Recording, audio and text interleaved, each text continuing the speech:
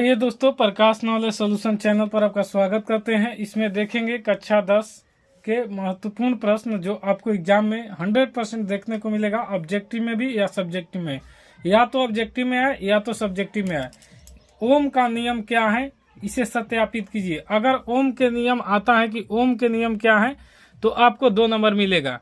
लेकिन अगर आता है कि ओम का नियम क्या है और इसे सत्यापित कीजिए, सत्यापित करना आ गया तो आपको 5 नंबर से 6 नंबर मिलेगा। तो देखिए, इसको अगर ओम के नियम क्या है तो इसे समझने के लिए यदि किसी चालक तार की भौतिक परिवर्तन जैसे ताप दाब में कोई भी परिवर्तन न हो, उस चालक तार के प्रवाहित विद्युत धारा उसके सिरों से उत्पन्न विभव के विभवांतर के समानुपाती होती है। ये हो गया ओम के नियम। ओम के नियम का सीधा सा मतलब है, समझिए, शॉर्ट भाषा में आपको समझना है तो ओम के नियम किसे कहते हैं।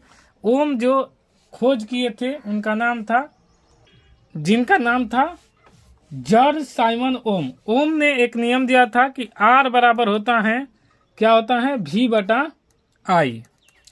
ये बात आप समझ जाइए कि आर बराबर क्या होता है, भी बटा आई। ये ओम साहब ने दिए थे। ओम जॉर्ज साइमन ओम इनका पूरा नाम था और ये वैज्ञानिक थे।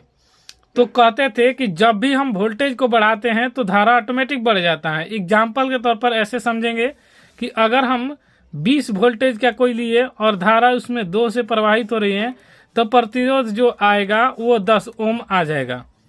इसी प्रकार का है कि अब हम देखते हैं वोल्टेज को बढ़ाकर, तो जब ही दूसरा बार में वोल्टेज बढ़ाए 30 किए तो ऑटोमेटिक इससे 3 मिल गया। तो उसके बाद जब ये 3 मिला तो वो इसका मान दे दिया 10 ओम। और यहीं जॉर्ज साइमन ओम साहब को पता चला कि अरे ये तो कोई ले रहे हैं, इसका मान बढ़ जा रहा है, फिर इसका घट जा रहा है।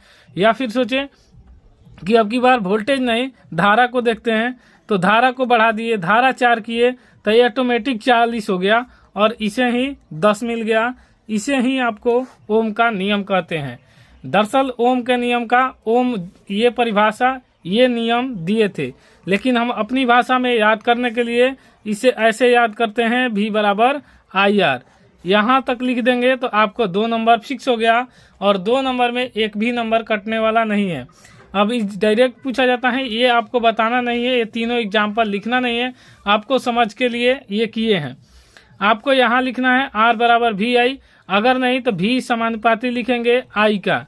भी जो होता है समानुपाती होता है आई का, और जो ही यहाँ पर हटेगा तो ये आ जाता है किसका, भी बराबर आई आर। आर जहाँ कांस्टेंट होता है और यहाँ पर भी बटा आई हो जाता है आर बराबर। तो आइए यहीं इसको लिख देते हैं। तो इतना लिखने के बाद आपको 2 नंबर मिल जाएगा। और आगे लिखना होगा तो यहाँ पर क्या लिखेंगे, भी समानुपाती होता है किसका, आई का, जहाँ भी बराबर का हो जाएगा आई आर। यहाँ पर लिखना पड़ेगा आपको आर का है तो एक नियतांक है, आर एक नियतांक है, कांस्टेंट है, यहाँ पर लिखना पड़ेगा आपको। यहाँ पर ये भी बता दें कि भी वोल्टेज होता है, यहाँ पर आपको लिखना होगा, जिसे हम भी वोल्टेज यहाँ पर विभवांतर से सूचित करेंगे। आई जो होता है ये धारा होता है तो इसे लिख लेंगे विद्युत धारा। उसके बाद आर का है तो ये प्रतिरोध है, ये आपको पता है। इतना लिख देंगे तो 2 नंबर आपको मिल गया। 2 नंबर का काम इतना से महत्वपूर्ण हो गया। सत्यापित करने के लिए आपको चित्र पारना होगा। चित्र हम ऑलरेडी पार कर रखे हुए हैं। चित्र यहाँ पर आपको दिखा दे रहे हैं। चित्र देखिए, यहाँ पर यहाँ से एक बैटरी रखी गई है। यहाँ पर क्या रखी गई है, तो एक बैटरी रखी गई है।